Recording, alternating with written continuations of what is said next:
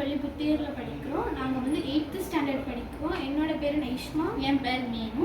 இன்னைக்கு நம்ம வந்து கழிவுகள்லேருந்து பயோகேஸ் எடுக்கிறத பற்றி தான் ஒரு ப்ராஜெக்ட் பார்க்க போகிறோம். இதோட மெயின் காம்பவுண்ட் வந்து மீத்தேன். இந்த ப்ராஜெக்ட் வந்து ஸ்கூல்லையும் பண்ணலாம், வீட்லேயும் பண்ணலாம். இந்த ஸ்கூலில் வந்து சமையலறையில் யூஸ் பண்ணுற காய்கறி கழிவுகள், அதுக்கப்புறமா வீட்டில் யூஸ் பண்ணுற காய்கறி கழிவுகள், அப்புறம் அரிசி கழுவுன தண்ணீர், அப்புறம் இலை தலைகள் எல்லாத்தையும் வச்சு இந்த ப்ராஜெக்ட் பண்ணலாம். நம்ம இப்போ வந்து அந்த இலைத்தலைகள் எல்லாத்தையும் நம்ம இந்த தொட்டிக்குள்ளே போடலாம்.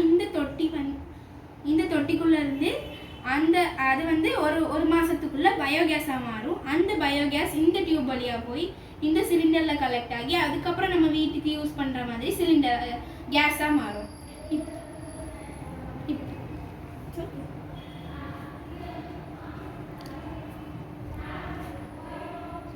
கொஞ்சம் கொஞ்சமாக எடுக்கிறீங்க.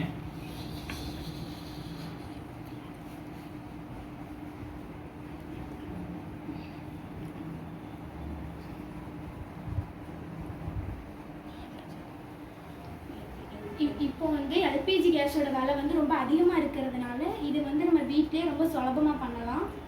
நிறைய இடங்கள்ல எல்பிஜி கேஸுக்கு தட்டுப்பாடு இருக்குது. அந்த இடத்துலையும் நம்ம இதை பண்ணலாம். இது வந்து ரொம்ப சுலபமான முறையில் ஈஸியான மெத்தடில் பண்ணலாம். நிறைய எரிவாயுவில் யூஸ் ஆகிற இடத்துல கூட நம்ம இந்த ப்ராஜெக்டை அங்கே யூஸ் பண்ணலாம். இந்த தொட்டியில் வந்து எது போடணும் எது போடக்கூடாதுன்னு சில பல காய்கறிகள் இருக்குது. முட்டைக்கோஸ், காலிஃப்ளவர், அப்புறம் வந்து பெரிய வெங்காயத்தோட தோலெல்லாம் இதில் போடக்கூடாது. இது வந்து மிக குறைஞ்ச விலையில் நம்ம ஈஸியாக பண்ணிடலாம். இது வந்து ரொம்ப ஈஸியான மெத்தடில் இருக்கிறதுனால இது வந்து ஸ்கூலில் எல்லா இடத்துலையுமே இது பயன்படுத்தலாம். அப்புறம் வந்து இதில் நம்ம காய்கறி வேஸ்ட்லாம் போடலாம். இது வந்து சுற்றுச்சூழலை வந்து பாதிக்காது. இது வந்து ரொம்ப எளிமையான முறையில் நம்ம வீட்டிலே இதை வந்து செஞ்சுக்கலாம். இதுக்கு வந்து இடமும் கம்மியாக தேவைப்படும். அப்புறம் இதில் வந்து ஸ்லரி வந்து இருக்கும். ஸ்லரியும் அதோட தண்ணியும் வந்து இருக்கும். அதை வச்சு நம்ம வந்து தாவரங்களுக்கு உரங்களாக கூட யூஸ் பண்ணலாம். அதுலேருந்து வர்றது தாவரங்களை நல்லா வளர வைக்கும். செடிகள் எல்லாத்தையும் நல்லா வளரும். அதனால நமக்கு வந்து நிறைய பெனிஃபிட்ஸ் இருக்குது. அப்போ எல்பிஜி கேஸ் எப்படி கரிப்பிடிக்காதோ அது மாதிரி இதுவும் கரிப்பிடிக்காமல் இருக்கும்.